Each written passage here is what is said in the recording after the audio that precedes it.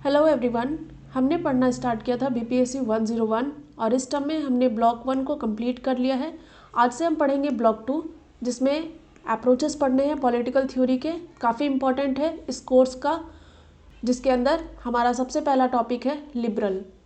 तो देखते हैं लिबरल में हमें क्या क्या चीज़ें पढ़ने हैं। सबसे पहले तो हमें इसका ऑब्जेक्टिव जानना है, देन इंट्रोडक्शन, उसके बाद liberal theory, definition and characteristics. तो ये हम पार्ट 1 वीडियो में कवर करेंगे। उसके बाद हमारा बच जाता है different phases of liberalism and limitations.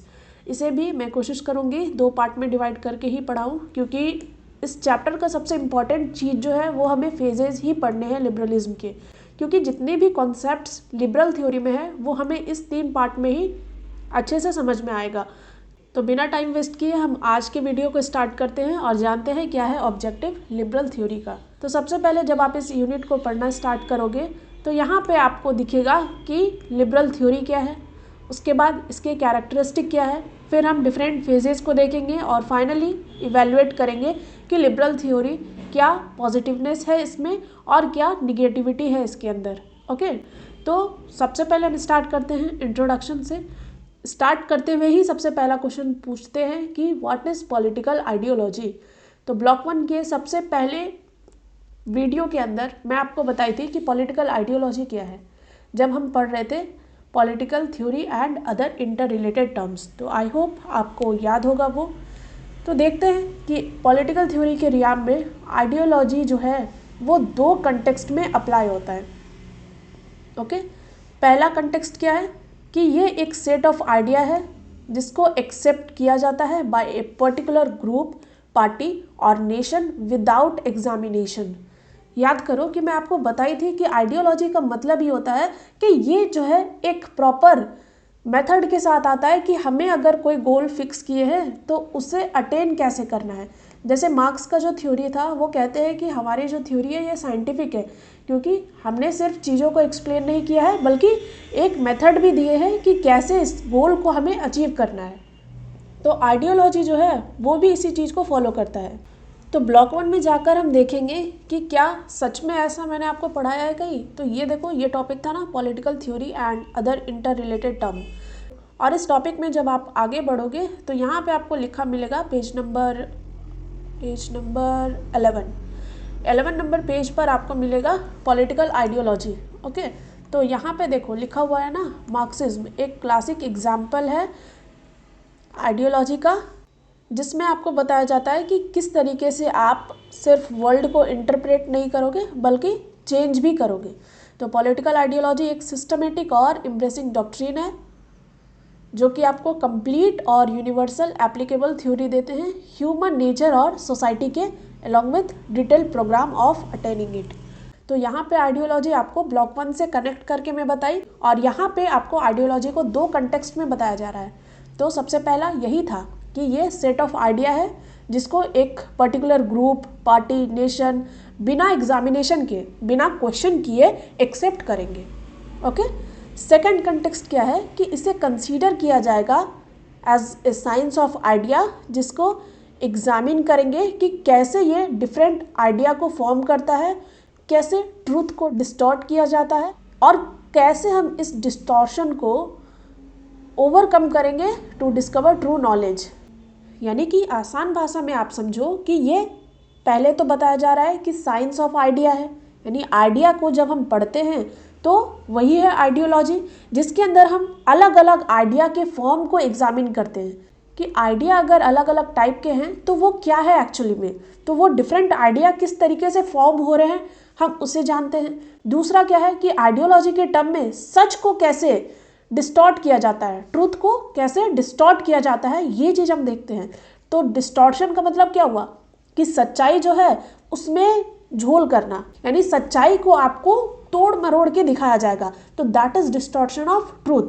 और तीसरा क्या कह रहा है कि अगर इस तरीके का कोई डिस्टॉर्शन हुआ तो हम उसको ओवरकम कैसे करेंगे, यानी इनसे कैसे बचेंगे, कैसे सच जो एक्चुअली में ट्रू नॉलेज है उन तक कैसे पहुंचेंगे। ये हुआ हमारा दूसरा कंटेक्स्ट आइडियोलॉजी का।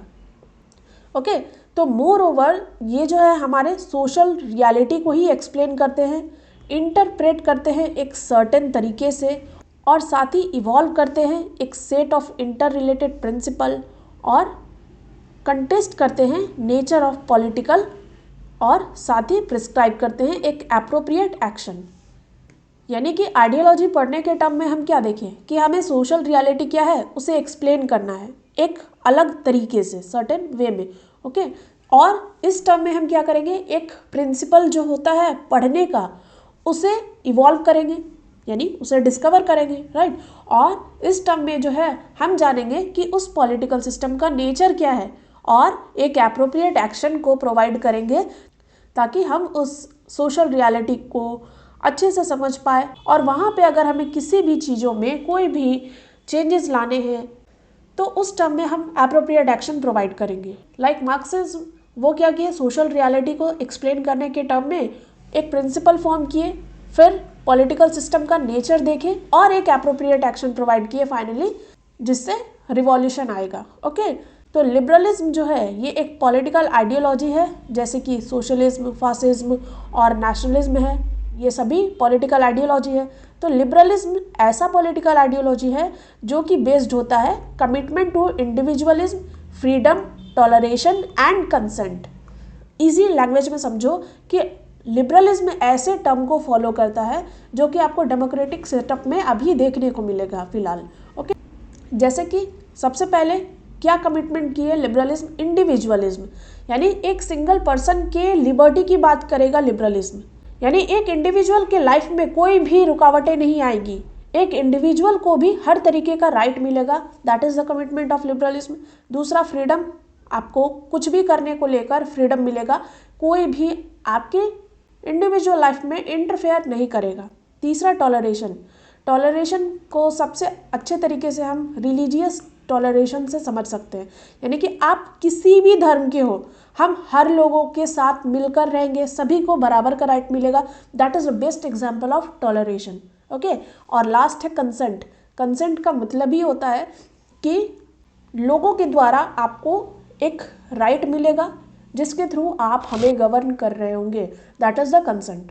तो ये जो है क्रिएशन है क्लाइमेट ऑफ ओपिनियन का, जो इमर्ज हुआ था at the time of Renaissance and Reformation in Europe. यानी कि लिबरलिज्म जो है किस वक्त इमर्ज हो रहा था, रेनेसा के टाइम पे, और रीफॉर्मेशन जब हो रहा था यूरोप में, यानी कि जब साइंटिफिक थिंकिंग लोगों में डेवलप होने लगी तो वहाँ से एक ओपिनियन निकल के आया कि किस तरीके से जो पुराने सेटअप है, पुराने सिस्टम है, उनके अंदर क्या निगेटिविटी है, क्या लिमिटेशंस है, उन्हें ख़त्म करके एक नए आइडिया को डेवलप करने की ज़रूरत है। तो ये था लिबरलिज्म का इमर्जेंस। फिर liberalism as an ideology and also as a way of life, ये हमें रिफ्लेक्ट होते हैं हमारे इकोनॉमिक, सोशल और पॉलिटिकल एस्पिरेशन में। हमारे मतलब कि राइजिंग मिडिल क्लास जो है, जो बाद में जाके कैपिटलिस्ट क्लास बने, उनके इकोनॉमिक, सोशल और पॉलिटिकल एस्पिरेशन में देखने को मिलता है लिबरलिज्म। यानी कि लिबरलिज्म का जो थ्योरी था वो कहा ही जाता है कि ये कैपिटलिस्ट क्लास के प्रमोशन के लिए इमर्ज हुआ था। तो ये चीज़ याद रखना है आपको कि लिबरलिज्म का जो भी थ्योरी है वो कैपिटलिस्ट क्लास से बिलोंग करता है। तो 16th और 17th सेंचुरी में जब फ्यूडल सिस्टम इमर्ज हो रहा था तो वहाँ पे एक नया पॉलिटिकल सिस्टम इवॉल्व हुआ था, और इसी टर्म में इस्टेब्लिशमेंट हुआ एब्सोल्यूट नेशन स्टेट का इंग्लैंड और यूरोप के अंदर, जो कि जन्म दिया एक काइंड ऑफ पॉलिटिकल सिस्टम जिसमें authority of king was absolute. यानी कि ये आपको थोड़ा हिस्ट्री में ले जा रहा है और बता रहे हैं कि पहले कैपिटलिस्ट क्लास के इमर्जेंस से पहले फ्यूडल सिस्टम इमर्ज हुआ था, और उस वक्त जो था एब्सोल्यूट नेशन स्टेट का कॉन्सेप्ट चल रहा था इंग्लैंड में और यूरोप में, जिससे ऐसा पॉलिटिकल सिस्टम निकल के आया जहाँ पे किंग की अथॉरिटी एब्सोल्यूट मान ली गई थी। एब्सोल्यूट मतलब क्या होता है कि हर चीज़ किंग के डिसीजन के अकॉर्डिंग ही होगा, वहाँ पे कोई भी डेमोक्रेसी नहीं है, सिर्फ किंग कोई भी डिसीजन लेगा, हमें वो फॉलो करना है। तो that is absolute power. Absolute का मतलब ये होता है कि जो भी कंट्रोल है, like societal control, political control, economic control, वो किसी एक के हाथ में आ जाना, तो that is king in Europe and England. तो वो किंग जो था उसके हाथों में ये सारी पावर आ गई थी। तो इसीलिए कहा जा रहा है कि किंग की जो अथॉरिटी है वो एब्सोल्यूट हो गई थी। तो सोचो आप, जब कभी भी किसी एक इंसान के हाथ में अगर पावर आ जाए तो वहाँ पे गड़बड़ी तो होगी ही। तो ये जो लिबरलिज्म का शुरुआत था वो इसी के प्रोटेस्ट में आया था, क्योंकि पावर का अब्यूज हो रहा था तो उसके खिलाफ में प्रोटेस्ट तो होगा ही। तो इसी हायरार्कियल प्रिविलेज्ड अथॉरिटी या फिर जिसे मोनार्की कहे, मोनार्की मतलब किंग का रूल, तो इसके अगेंस्ट में जो प्रोटेस्ट आया वही था बिगनिंग ऑफ लिबरलिज्म। तो ये एक ऐसा प्रोटेस्ट था जो इन्वॉल्व कर रहा था हर एस्पेक्ट लाइफ का, और मेन स्लोगन जो इसका था वो था फ्रीडम का, यानी कि हमें फ्रीडम चाहिए। ये सबसे पहला प्रायोरिटी था उस प्रोटेस्ट का। तो यहाँ पे अब इस लिबर्टी को अचीव करने के लिए और स्टेट के अथॉरिटी को चैलेंज करने के लिए लिबरलिज्म जो है वो डिमांड कर रहे थे liberty in every field of life, यानी कि हमें हर फील्ड में लिबर्टी चाहिए। लिबर्टी का मतलब क्या होता है कि वहाँ पे कोई भी रेस्ट्रिक्शन नहीं होगा, कोई कंट्रोल नहीं होगा। तो यही डिमांड था कि हम हर एस्पेक्ट ऑफ लाइफ में कोई भी कंट्रोल नहीं चाहते। तो यहाँ पे समझो आप बात को, जब राजा के हाथ में चीज़ें थी तो हर तरह से रिस्ट्रिक्शन और कंट्रोल ऑब्वियसली है सब लोगों पे होगा, है ना। तो इसी चीज़ को हटाना लिबरलिज्म का डिमांड बन के आया, प्रोटेस्ट के फॉर्म में बाहर आया, और मेन स्लोगन बना उनका फ्रीडम का। आई होप आप समझे होंगे इस चीज़ को। तो डिमांड लिबर्टी का हर फील्ड ऑफ लाइफ में चाहिए। तो कौन कौन सा फील्ड था? Intellectual field, social field, religious field, cultural field, political field and economic field, even etcetera. और भी किसी एस्पेक्ट में हो सकता है, तो हमें आप हर एस्पेक्ट में लिबर्टी प्रोवाइड करोगे। ओके, तो यहाँ से समझ में आ गया कि लिबरलिज्म का इमर्जेंस कैसे हुआ, कैसे वो प्रोटेस्ट के फॉर्म में बाहर उभर के आए और लोगों ने डिमांड किया फ्रीडम का।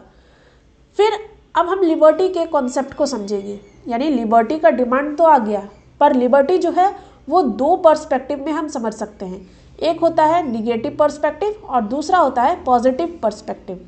तो यहाँ पे जो सेंट्रल प्रॉब्लम है ऐसी लिबर्टी का, वो कंसर्न होता है relationship between individual and the state. यानी कि अगर हम किसी भी लिबर्टी को डिफ्रेंशिएट करेंगे तो वो देखेंगे कि इंडिविजुअल और स्टेट के बीच में क्या रिलेशनशिप है, उससे हम डिवाइड कर सकते हैं इनको निगेटिव में या फिर पॉजिटिव लिबरलिज्म में। तो सबसे पहले हम देखेंगे निगेटिव लिबरलिज्म क्या है। निगेटिव, जिसे हम क्लासिकल एस्पेक्ट ऑफ लिबर्टी या फिर लिबरलिज्म कहेंगे। क्लासिक मतलब क्या हुआ? जो सबसे पहला फॉर्म था लिबरलिज्म का वो है क्लासिक फॉर्म। तो क्लासिक लिबर्टी ही निगेटिव लिबर्टी है, जो कि काफ़ी टाइम तक डोमिनेंट रहा था, dominant for a very long time. Specially जब क्लासिकल लिबरलिज्म का एरा था वहाँ पे ये बहुत डोमिनेंट था। यहाँ पे पॉइंट है कि ये चाहते हैं कि स्टेट का इंटरफेरेंस जो है वो मिनिमल हो, यानी स्टेट जो है वो इंटरफेयर ना के बराबर करे। ये है हमारा निगेटिव लिबरलिज्म। दूसरा आगे देखते हैं, निगेटिव और पॉजिटिव लिबरलिज्म जो है वो डिफ़र करते हैं एक दूसरे से। तो डिफ़र कैसे करते हैं? फॉर्मर यानी निगेटिव लिबर्टी जो है वो बात करते हैं एब्सेंस ऑफ इंटरफेरेंस और कॉन्स्ट्रेंट या फिर freedom from outside authority. Simply कि हमें किसी भी प्रकार की इंटरफेरेंस नहीं चाहिए, हम हर टाइप के अथॉरिटी से फ्रीडम चाहते हैं। That is the concept of negative liberty. Later यानी कि पॉजिटिव लिबर्टी जो है वो सपोर्ट करते हैं idea of liberty as freedom to moral and self development, self realisation and self mastery. जब आप डिफरेंट फेजेस पढ़ोगे लिबरलिज्म का तो वहाँ से आपको क्लियर होगा कि किस तरीके से क्लासिक लिबरलिज्म के वजह से बहुत सारे निगेटिव चीज़ें हमें देखने को मिल रही थी। तो इस वजह से कॉन्सेप्ट आया था पॉजिटिव लिबरलिज्म का। तो यहाँ पे बता के टाइम वेस्ट नहीं करना मुझे, जब मैं आपको डिफरेंट फेजेस पढ़ाऊंगी दूसरे ही पार्ट में आप समझ जाओगे कि मैं क्या कहना चाह रही हूँ एक्चुअली, और यहाँ पे क्या लिखा गया है ऑथर के द्वारा। तो बस आप यही समझो अभी कि निगेटिव लिबरलिज्म जो है वो चाहते हैं कि हमें किसी भी प्रकार की कोई भी इंटरफेरेंस नहीं चाहिए, हमें हर टाइप की फ्रीडम चाहिए अथॉरिटी से। लेकिन पॉजिटिव लिबरलिज्म जो है उनका कॉन्सेप्ट है कि उन्हें फ्रीडम चाहिए सिर्फ मॉरल और सेल्फ डेवलपमेंट में, सेल्फ रियलाइजेशन में और सेल्फ मास्टरी में। यानी कि सेल्फ, हमारे किसी भी काम से किसी दूसरे को प्रॉब्लम ना हो, ऐसे कॉन्सेप्ट पे चलता था पॉजिटिव लिबरलिज्म में। यानी हमें अपने आप को अगर डेवलप करना है तो उस केस में तो हमें फ्रीडम दी जा सकती है ना। तो सेल्फ, यानी कि अगर सिर्फ एक पर्टिकुलर इंडिविजुअल को लेके बात की जाए तो that was the case with positive liberty. अब अगर हम इनके हिस्टोरिकल बैकग्राउंड में जाएं तो लिबरल थ्योरी जो है उनका लंबा हिस्ट्री रहा है देन मोस्ट पॉलिटिकल आइडियोलॉजी। यानी जितने भी पॉलिटिकल आइडियोलॉजी है उनमें से सबसे लंबी हिस्ट्री जो है वो लिबरल थ्योरी की है, क्योंकि हर तरीके से लिबरलिज्म जो है वो कैप्चर करते हैं ideological map of various political struggles that human beings have witnessed रफली इन द लास्ट 3000 ईयर्स। यानी कि लिबरलिज्म जो है वो हर तरीके के पॉलिटिकल स्ट्रगल को कैप्चर करने की कोशिश की है जो कि 3000 साल से चला आ रहा है। आपको पता है कि लिबरलिज्म का थ्योरी अभी रेलिवेंस क्यों रखता है? क्योंकि ये टाइम टू टाइम अपने आप को बदलता रहा। पिछले यूनिट 2 में भी मैं आपको बताई थी कि लिबरलिज्म का जो थ्योरी है वो डायनामिक है, राइट। डायनामिक यानी कि समय के साथ साथ वो अपनी थ्योरी में चेंजेस लाते रहे, इसीलिए आज इनका रिलेवेंस है और इसीलिए हम इनके अलग अलग फेजेस को भी पढ़ते हैं। इसीलिए यहाँ पे कहा जा रहा है कि ये कैप्चर करते हैं बहुत सारे पॉलिटिकल स्ट्रगल जो कि एक ह्यूमन बीइंग विटनेस कर रहा है बहुत सालों से। तो बहुत सारे लोग क्लेम करते हैं कि इनका जो रूट है वो हिस्ट्री में हमें मिलेगा, और इसी टर्म में एंशिएंट ग्रीक जो है वहाँ पे हमें पहला स्पार्क दिखता है सेल्फ रूल का, जिसने लिबरल के बहुत सारे जनरेशन को इंस्पायर किया है। यानी कि हमें सेल्फ रूल का कॉन्सेप्ट जो है वो हमें एंशिएंट ग्रीस में देखने को मिलता है, और इसी सेल्फ रूल के कॉन्सेप्ट ने कई सारे लिबरल के थिंकर को इंस्पायर किया है। तो फिलोसॉफिकल और पॉलिटिकल रूट जो लिबरलिज्म का है वो हमें देखने को मिलेगा सोशल कॉन्ट्रैक्ट थ्योरी, जो कि थॉमस हॉब्स और जॉन लॉक ने दिए थे। इसी को डेवलप और रिवाइज करते हैं Jeremy Bentham and John Stuart Mill अपने यूटिलिटेरियन पर्सपेक्टिव के कॉन्सेप्ट में, और साथ ही हर्बर्ट स्पेंसर अपनी जो डॉक्ट्रिन दिए थे सर्वाइवल ऑफ द फिटेस्ट, और थॉमस पेन ये देखते हैं स्टेट को एज ए नेसेसरी एविल। ये सारे लोग जो हैं लिबरलिज्म के थ्योरी से अपना रिलेशन रखते हैं। अब यहाँ पे अगर मैं सारे थिंकर के कॉन्सेप्ट को बताऊँ तो काफ़ी टाइम लेगा, इसीलिए बस आपको धैर्य रखना है, क्योंकि आगे जाके आपको दूसरे कोर्स मिलेंगे जहाँ पे आपको इन्हें डिटेल में पढ़ना है। बस याद रखो कि ये जो थिंकर है वो लिबरलिज्म से रिलेटेड है। तो सबसे पहले बात की जा रही है कि हमें अगर पॉलिटिकल रूट देखना है लिबरलिज्म का तो वो हमें सोशल कॉन्ट्रैक्ट थ्योरी जो थॉमस हॉब्स और जॉन लॉक की थ्योरी है वहाँ से मिलता है। सोशल कॉन्ट्रैक्ट थ्योरी में बेसिकली हम बात करते हैं कि कैसे हम स्टेट को फॉर्म करेंगे, और इसी सोशल कॉन्ट्रैक्ट थ्योरी को रिवाइज किया गया, डेवलप किया गया जेरेमी बेंथम और जॉन स्टुअर्ट मिल के द्वारा अपने यूटिलिटेरियन अप्रोच में। यूटिलिटेरियन अप्रोच का मतलब होता है greatest happiness for greatest number, यानी कि सिंपल सेंस में कहा जाए तो अगर ज़्यादा लोगों को किसी चीज़ से खुशी मिल रही है तो वो अप्रोच जो है वो बेस्ट है। ये यूटिलिटेरियन पर्सपेक्टिव है। इसी टर्म में दो और थिंकर है, हर्बर्ट स्पेंसर, जिनका कहना है कि सर्वाइवल ऑफ द फिटेस्ट, यानी कि लिबरलिज्म का जब आप क्लासिकल अप्रोच पढ़ोगे तो वहाँ पे आपको दिखेगा दो अलग क्लास इमर्ज हुए थे, एक कैपिटलिस्ट क्लास और दूसरा वर्किंग क्लास। तो कैपिटलिस्ट क्लास जो है वो वर्कर क्लास का बहुत अब्यूज़ कर रहे थे। तो यहाँ पे कुछ थिंकर जो है जो कैपिटलिस्ट क्लास के सपोर्ट में आते हैं, तो वो यहाँ पे यही कहना चाह रहे हैं कि यहाँ पे वही लोग सर्वाइव कर सकते हैं जो कि फिट है। तो पॉजिटिव लिबर्टी से जो आप वेलफेयर स्कीम लाने की बात कर रहे हो, वर्कर क्लास को सपोर्ट करने की बात कर रहे हो, दैट वाज नॉट फिजिबल। अगर वर्कर क्लास फिट होते तो वो भी कैपिटलिस्ट क्लास बन सकते थे, क्योंकि लिबर्टी तो सभी लोगों को मिली थी। तो ये कैपिटलिस्ट क्लास के सपोर्ट के लिए है survival of the fittest, basically एक तरह से लिबरल थ्योरी है। और थॉमस पेन, इनका व्यू क्या है, state as a necessary evil. यहाँ पे मतलब समझो, नेसेसरी एविल, एविल से सिग्निफाई कर दिया स्टेट के निगेटिव रोल को, यानी कि स्टेट के पास पावर है तो वो अपने पावर को अब्यूज़ कर सकते हैं। लेकिन नेसेसरी से क्या डिनोट किया जा रहा है कि इनका होना भी बहुत ज़रूरी है।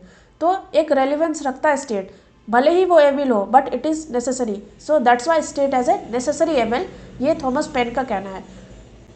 तो ये अलग अलग थिंकर अलग अलग टाइम फ्रेम के हैं, यहाँ पे बस एक जगह पे देकर बता दिया गया है, तो कंफ्यूज नहीं होना है। बस याद रखो कि ये सभी लोग जो है वो लिबरल थिंकर है, लिबरलिज्म से इनका रिलेशन है, ठीक है। तो ज़्यादा कंफ्यूज नहीं होना है। मुझे लगता है कि शायद थिंकर्स को पहले पढ़ा देना चाहिए था, तब जाके कॉन्सेप्ट आपको और अच्छे से समझ में आता, लेकिन कोई बात नहीं, सबसे पहले आपका कोर्स में बीपीएससी 101 ही पढ़ना है, इसीलिए मैंने पॉलिटिकल थ्योरी को ही सबसे पहले पढ़ा रही हूँ।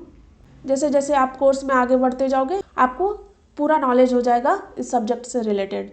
तो ये जो थिंकर है वो हमें पॉलिटिकल स्फेयर में देखने को मिलेंगे, यानी कि पॉलिटिकल लिबरलिज्म की अगर थ्योरी देखी जाए तो ये सारे ही थिंकर, हॉब, लॉक, बेंथम, ये सारे इम्पॉर्टेंट थिंकर हैं। और अगर हम इकोनॉमिक फ्रंट पे देखें तो यहाँ पे आते हैं physiocrat, Adam Smith, David Ricardo, Thomas Robert, Malthus and others. तो ये सारे जो थिंकर हैं अगर हम इकोनॉमिक फ्रंट से देखें तो हमें इनके नाम देखने को मिलेंगे, जो एक ग्राउंड प्रोवाइड करते हैं और आर्ग्यूमेंट करते हैं इकोनॉमिक लिबर्टी को लेके। अभी आपने पढ़ा था ना कि हमें जो है liberty her sphere of life में चाहिए, तो हर फील्ड में वो डिमांड कर रहे थे लिबर्टी को लेके। तो पॉलिटिकल लिबर्टी की बात करते हैं ये सारे थिंकर, और इनके कंट्रास्ट में इकोनॉमिक थ्योरी की बात करते हैं ये सारे थिंकर। अब एडम स्मिथ जो है अपने बुक वेल्थ ऑफ नेशन में इंट्रोड्यूस किए हैं एक नया पर्सपेक्टिव पॉलिटिकल इकोनॉमी को लेके, जिसमें वो बात करते हैं कि स्टेट का इंटरफेरेंस नहीं होना चाहिए ताकि इकोनॉमी को मजबूती मिले और वो ज़्यादा ग्रो हो। तो बेसिकली इकोनॉमिक लिबर्टी को लेकर बात करते हैं एडम स्मिथ। अब हम देखेंगे liberal theory, definition and thinkers. Political science आप पढ़ रहे हो तो आपको थिंकर्स को तो याद रखना होगा, ओके। इसीलिए कुछ इंपॉर्टेंट थिंकर्स हैं, उन्हें आप हमेशा ध्यान में रखोगे और फिर अगर आप उसको अपने आंसर में लिखोगे तो वो मार्क्स बढ़ाने में बहुत हेल्प करेंगे। तो लिबरल थ्योरी जो है वो बहुत सारे वर्जन के हैं, लेकिन सेंट्रल पॉइंट सारे वर्जन का फ्रीडम ही है। तो यहाँ पे बात की जा रही है कि लिबरलिज्म जो है वो अलग अलग फेज में डिवाइड थे। अब अलग अलग फेज में है तो ऐसा नहीं है कि उनके पॉइंट चेंज हो जाएंगे, उनका जो सेंट्रल पॉइंट है वो फ्रीडम ही है, फिर चाहे आप किसी भी फेज से बिलोंग करो। तो फ्रीडम का जो कंटेक्स्ट है वो भले ही अलग अलग डिफाइन किए गए हैं लिबरल थिंकर्स के द्वारा, सेंट्रल पॉइंट सबका सेम है, दैट इज़ फ्रीडम, पर इनका जो कंटेक्स्ट है, इनको डिफाइन करने का जो तरीका है वो अलग है अलग अलग वर्जन में। आई होप आप इस चीज़ को समझ पा रहे होंगे। तो क्या है लिबरल थ्योरी या फिर लिबरलिज्म? तो लिबरलिज्म एक ऐसा प्रिंसिपल है पॉलिटिक्स का जो इंसिस्ट करता है इंडिविजुअल के लिबर्टी को लेके, और इंडिविजुअल का जो लिबर्टी होगा वही उनका फर्स्ट एंड फॉरमोस्ट गोल होगा पब्लिक पॉलिसी को लेके। यानी कि आप कोई भी पॉलिसी बनाओगे तो आपका प्रायोरिटी क्या होना चाहिए कि हम इंडिविजुअल को लिबर्टी देंगे हर स्फेयर में। तो liberalism that means liberty of individual, यही याद रखना है आपको। तो लिबर्टी इस सेंस में बताता है लिबरेशन फ्रॉम रिस्ट्रेंट, यानी जो रुकावटें हैं उनसे मुक्ति चाहिए, तो आप हमें लिबरेट करो। और इसमें भी पर्टिकुलरली वो बात करते हैं कि जो अथॉरिटेरियन स्टेट है उनके द्वारा जो भी रिस्ट्रेंट लगाए गए हैं, जो भी रुकावटें इम्पोज की गई है, आप उसे ख़त्म करो। किसी भी सिटीजन, किसी भी इंडिविजुअल पे लगाई गई कोई भी रुकावटें स्टेट के द्वारा हम नहीं मानेंगे, आप इनसे हमें मुक्त कर दो, दैट इज़ लिबर्टी। हालांकि ये एक फिक्स्ड मोड ऑफ थॉट नहीं था, मतलब कि हमें सिर्फ आप इस रिस्ट्रेंट से लिबरेट करा दो, ऐसा नहीं था। ये एक इंटेलेक्चुअल मूवमेंट था जिनमें बात की जाती है नए आइडिया को एकोमोडेट करने की, जिससे हम नए सिचुएशन को फेस कर पाएँ और नए चैलेंजेस जो भी सामने आए उन्हें फेस कर सके। तो liberalism is an intellectual movement. तो बेरी के अकॉर्डिंग लिबरलिज्म जो है वो इम्ब्रेस कर रहे हैं एक्सप्लेनेशन को भी और इवैल्यूएशन को भी। अगर इनकी एक्सप्लेनेटरी कंसर्न को देखें तो ये बात करते हैं सोशल ऑर्डर की, जिनमें इंक्लूड कर सकते हैं इकोनॉमिक, लीगल और पॉलिटिकल फेनोमेना को। यानी जब भी हम लिबरलिज्म को एक्सप्लेन करेंगे तो हम देखेंगे सोशल ऑर्डर को, कि समाज में क्या सिस्टम चले आ रहे हैं, क्या ऑर्डर है, और इसी टर्म में हम डिस्क्राइब कर देंगे इकोनॉमिक, लीगल और पॉलिटिकल फिनोमिना को भी। तो लिबरल के व्यू के अकॉर्डिंग क्या है, स्टेट एक नेसेसरी एविल है। अभी मैं आपको डिस्क्राइब की इसके बारे में। तो लिबरलिज्म जो है वो ट्रीट करता है स्टेट को as the means and individual as the end. बहुत इंपॉर्टेंट पॉइंट है, यानी कि स्टेट बस एक माध्यम है और इंडिविजुअल एंड है। यानी आप इम्पोर्टेंस जो है वो इंडिविजुअल को दे रहे हो, स्टेट को नहीं। यानी आपके जो भी डिसीजन होंगे वो इंडिविजुअल को नज़र में रख के होंगे, ना कि स्टेट को। तो ये रूल आउट करते हैं absolute authority of the state को, यानी कि हम स्टेट को एब्सोल्यूट पावर नहीं देंगे, उनका काम बस देख रेख करना है। लिबरलिज्म में ही कॉन्सेप्ट आता है state as a night watchman. आपका काम सिर्फ वॉचमैन की तरह है, सिर्फ देखो, ना कि आप हर फील्ड में अपने अथॉरिटी को इस्टेब्लिश करने की कोशिश करो। तो यहाँ पे लिबरलिज्म के कॉन्सेप्ट से हमें समझ में आया कि स्टेट जो है उन्हें हम एब्सोल्यूट अथॉरिटी नहीं दे रहे और इंडिविजुअल को पॉइंट में रख के हम सारे डिसीजन ले रहे हैं। तो जॉन लॉक के अकॉर्डिंग लिबरलिज्म जो है वो बेस्ड होते हैं कुछ बिलीफ पे, जैसे कि मैन और वुमेन जो है वो रैशनल क्रिएचर है। रैशनल यानी कि उनको समझ है कि क्या सही है क्या गलत है, अपने रीज़न से वो समझ सकते हैं सारी चीज़ों को। That's why man and women is a rational creature. यहाँ पे कोई बेसिक कॉन्ट्राडिक्शन नहीं है between individual self interest and common interest. यानी अगर किसी पर्टिकुलर एक इंडिविजुअल की बात करो तो उनको हम सेल्फ इंटरेस्ट के टर्म में डिनोट करेंगे, और कॉमन इंटरेस्ट यानी कि जब आप पूरे सोसाइटी को नज़र में रख के बात करोगे तो वो आएगा कॉमन इंटरेस्ट। तो जॉन लॉक का बिलीफ है कि इनमें कोई भी बेसिक कॉन्ट्राडिक्शन नहीं है। फिर मैन और वुमेन जो है उनके पास पहले से ही कुछ नेचुरल राइट्स रहती है जिनको कोई भी अथॉरिटी ले नहीं सकता। तो इस टर्म में हम क्या कह सकते हैं कि आपको कुछ राइट्स तो इंडिविजुअल को प्रोवाइड करने ही होंगे, क्योंकि ऑलरेडी उनके पास कुछ नेचुरल राइट्स है जिनको कोई भी अथॉरिटी नहीं ले सकते हैं।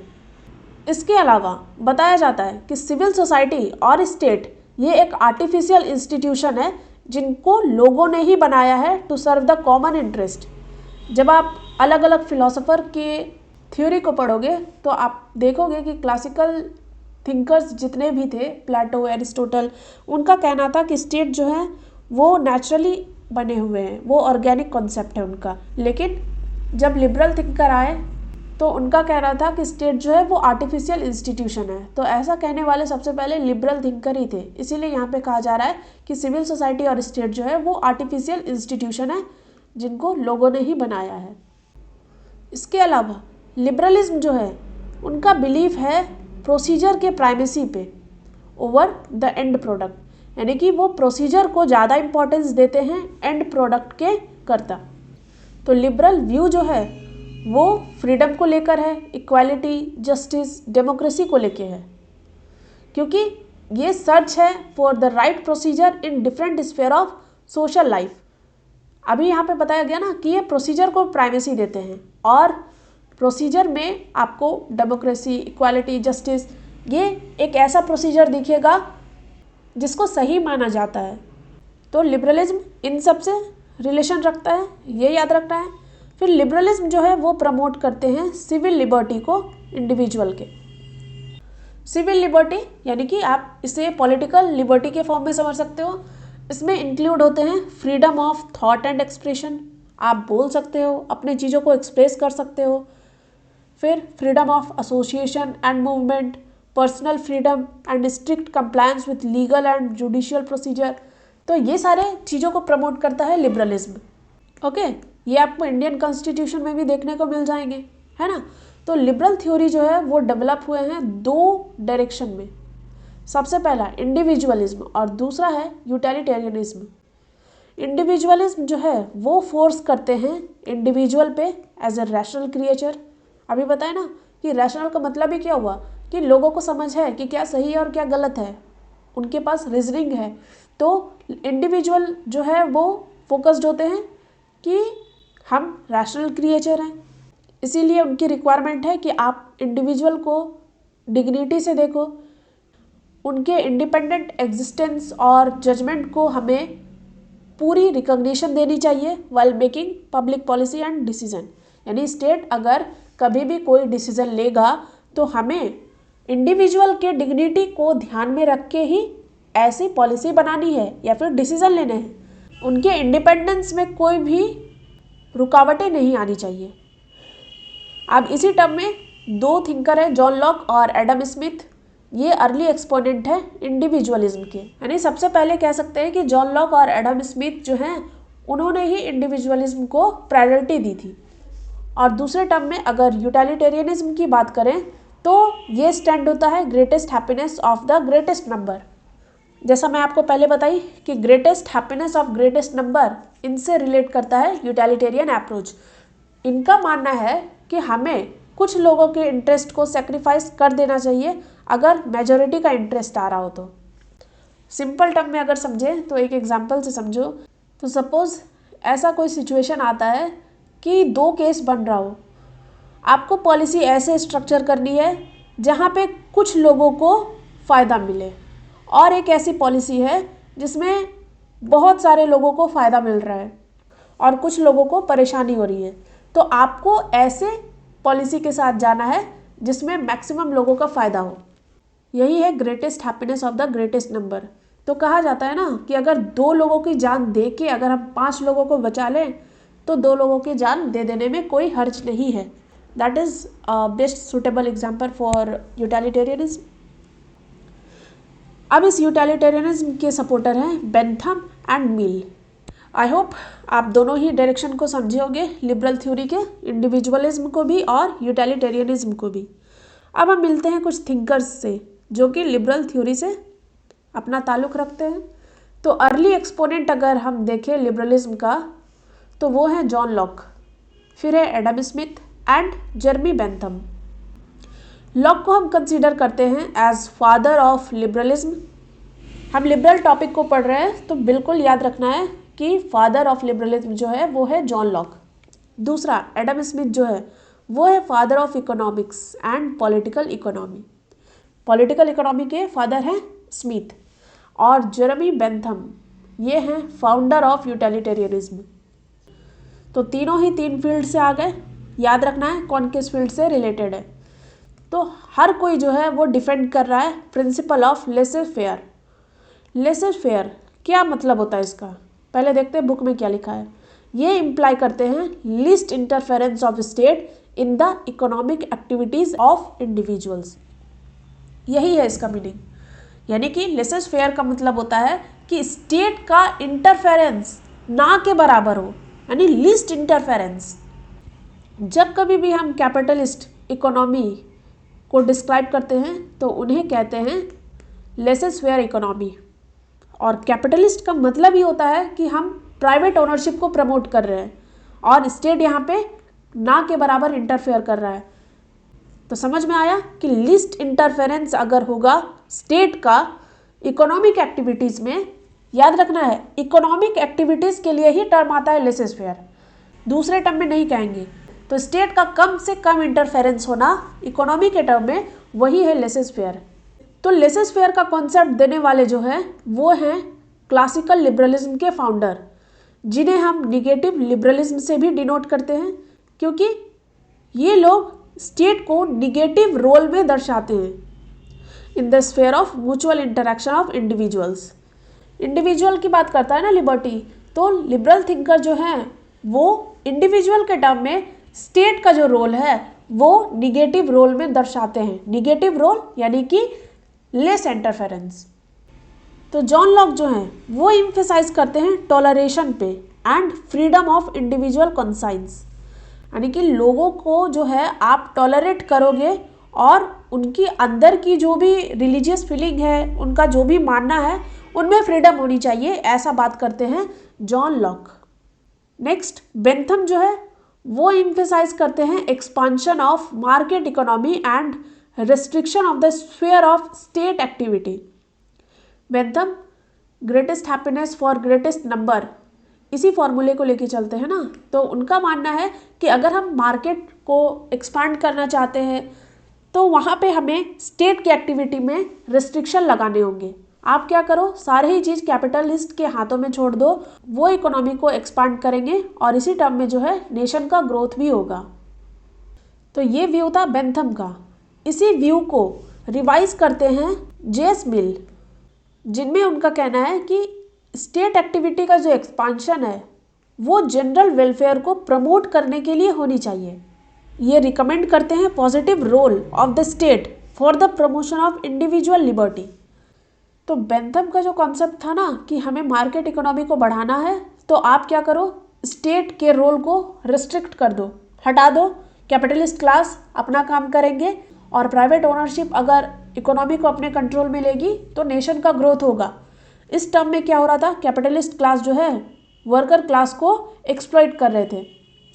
इसीलिए दूसरे यूटिलिटेरियन थिंकर जो कि जेएस मिल है, वो बेंथम के स्टूडेंट थे बेसिकली। ओके, तो ये क्या कर रहे थे, यूटिलिटेरियन के अप्रोच को थोड़ा सा बदले और इनका मानना था कि स्टेट का जो एक्टिविटी है उसको रेस्ट्रिक्ट करने के बजाय हमें उन्हें पॉजिटिव रोल देना चाहिए और यहाँ पे हमें इंडिविजुअल लिबर्टी को प्रमोट करना चाहिए। और प्रमोशन किस टर्म में, जनरल वेलफेयर के टर्म में, कि हमें जो कुछ वर्कर क्लास है इनमें भी तो इंडिविजुअल है ना, उनके वेलफेयर के भी बारे में सोचनी चाहिए, ऐसा मानना था जेएस मिल का।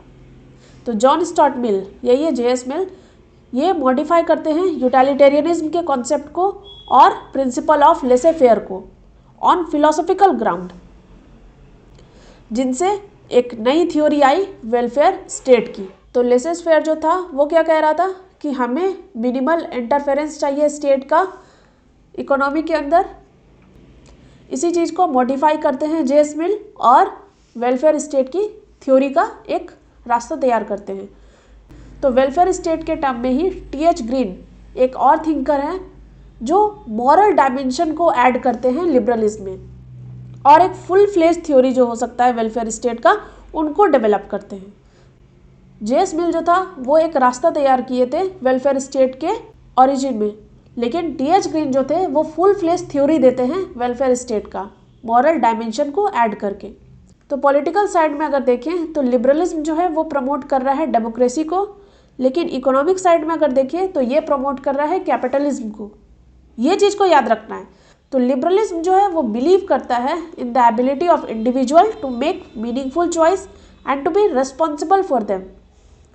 लिबरल थिंकर जो है उनका मानना ही है कि इंडिविजुअल जो है वो रैशनल क्रिएचर है, तो उनके पास अपनी खुद की क्षमता है, खुद की एबिलिटी है कि वो एक मीनिंगफुल चॉइस ले सके और साथ ही साथ उसकी रिस्पॉन्सिबिलिटी भी ले। तो ये जो इम्पोर्टेंस लिबरलिज्म देते हैं किसी भी इंडिविजुअल को, उनका इंटेलेक्चुअल डिफेंस जो है वो इमैनुअल कांत से आता है, जो कि इन्फ्लुएंस होते हैं रूसो के आइडिया से। तो इमैनुअल कांत जो हैं वो फॉर्मुलेट करते हैं इंडिविजुअल ऑटोनॉमी के आइडिया को। तो कांट का जो आइडिया है उसे कांटियन कहते हैं। तो कांटियन ऑटोनॉमी उन्हें हम समझ सकते हैं ऐसे कंडीशन से जिनमें इंडिविजुअल जो है वो फ्री है फ्रॉम एक्सटर्नल डिटर्मिनेशन, जैसे कि coercion, threat, manipulation in taking action to implement one's choices. यानी कि इंडिविजुअल ऐसे टर्म में फ्री है जहाँ पे चीज़ों को एक्सटर्नल टर्म से डिटरमाइन की जाती है। एक्सटर्नल यानी कि हम पे कोई भी थ्रेट नहीं है, हम पे कोई कोर्शन नहीं है, यानी निगेटिव फोर्स का इस्तेमाल नहीं हो रहा, कोई भी मैनिपुलेशन नहीं हो रहा हमारे एक्शन को लेने में। तो ये इंडिविजुअल को एक तरह से फ्री कर रहा है, और फ्री किस टर्म में, एक्सटर्नल डिटर्मिनेशन के टर्म में, एक्सटर्नली चीज़ों से इंडिविजुअल को फ्री कर रहा है।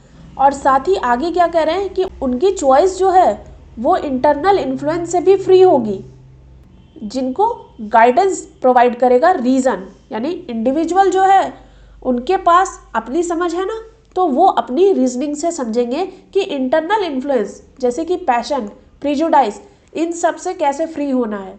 पैशन इंसान का क्या है कि हमें बहुत अमीर होना है, बहुत पैसे कमाना है, जो कि कैपिटलिस्ट क्लास उस टाइम पे कर रहे थे। तो उनसे भी फ्री होना कैसे होगा, हमारा रीज़न हमें गाइड करेगा, हमारे अंदर की जो आत्मशक्ति जिसे कहते हैं ना, वो हमें गाइड करेगी कि ये सारी चीज़ें गलत है, क्योंकि इंडिविजुअल जो है वो रैशनल क्रिएचर है। तो इमैनुअल कांट जो है वो ऐसी ऑटोनॉमी की बात की है जो कि हमें एक्सटर्नल डिटर्मिनेशन से किसी भी इंडिविजुअल को फ्री कर दे। तो लॉक, कांट और मील ये 3 मोस्ट इम्पॉर्टेंट थिंकर हैं जो कि लिबरल ट्रेडिशन को शेप करने में हेल्प करते हैं, और इनका इम्पोर्टेंस हमें दिखता है कंटेम्प्रेरी लिबरलिज्म जो है वो बहुत ज़्यादा इन्हें प्रेफर करते हैं। तो 20th सेंचुरी में जो एक लिबरल थिंकर आए जॉन रॉल, उनका काफ़ी इन्फ्लुएंस दिखता है लिबरल थिंकिंग को लेकर। 20th सेंचुरी में इम्पॉर्टेंट थिंकर कौन है? John Rawls. तो 2 ट्रीटी है जॉन रॉल की, a theory of justice and political liberalism. ये सेट करता है एक contemporary terms of debate and discussion on liberalism and its value. याद है ना, पॉलिटिकल थ्योरी का डेड हो गया था और फिर वो रिवाइव हुआ था। तो जॉन रॉल का जो थ्योरी है ना वो काफ़ी हेल्प किया था रिवाइव करने में। तो कंटेम्प्रेरी टर्म में एक डिबेट और डिस्कशन का टॉपिक बना था liberalism and its value by the work of John Rawls. तो सेंट्रल ट्रेड जो है रॉल के लिबरलिज्म का, वो उनका पॉलिटिकल व्यू है कि कैसे सिटीजन जो है वो रह सकते हैं अपने चूजन वैल्यू और एंड के साथ। यानी कि citizens are entitled to live in accordance with their own freely chosen values. खुद की चूज की हुई वैल्यू और एंड के साथ कैसे कोई सिटीजन रह सकता है, that is the political view of John Rawls. तो आई होप आप काफ़ी थिंकर को जान गए। अब आगे जो टॉपिक है डिफरेंट फेजेस ऑफ लिबरलिज्म, जो कि काफ़ी इम्पोर्टेंट टॉपिक है हमारे इस यूनिट का, वो हम अगली वीडियो में पढ़ेंगे। तो यहाँ से हमारे आज के जो टारगेट हैं वो कंप्लीट होते हैं, और आई होप मैंने जितनी भी चीज़ें आपको समझाई है वो सारे ही चीज़ अच्छे से समझ में आ गए होंगे। तो आज हमने देखा ऑब्जेक्टिव, इंट्रोडक्शन, लिबरल थ्योरी, इनके क्या डेफिनेशन है, क्या कैरेक्टरिस्टिक है, ये सारे चीज़ हमें समझ में आ गए।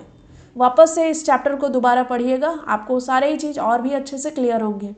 काफ़ी इम्पॉर्टेंट है, इसीलिए बार बार इस चीज़ को रिपीट कर रही हूँ कि दोबारा खुद से भी पढ़ें। अगर आपको हल्का भी क्रक्स मिल गया है इस टॉपिक का तो आप अच्छा आंसर लिख सकते हो अपने एग्ज़ाम में, और कुछ कुछ बेसिक फैक्ट्स जो है वो आप याद रखो, ताकि आप अगर आगे करियर एकेडमिक्स में लाना चाहते हो तो आपको काफ़ी हेल्प मिलेगी इग्नू के बुक से, क्योंकि ये एक बहुत इंपॉर्टेंट सोर्स माना जाता है किसी भी फील्ड के लिए। फिर चाहे आप असिस्टेंट प्रोफेसर के लिए जाओ या फिर यूपीएससी के ऑप्शनल को लिखने के लिए जाओ। आई होप आप इस चीज़ को इम्पोर्टेंस दोगे और अच्छे से पढ़ाई करोगे। तो आज के लिए बस इतना ही। Thank you so much. Have a nice day.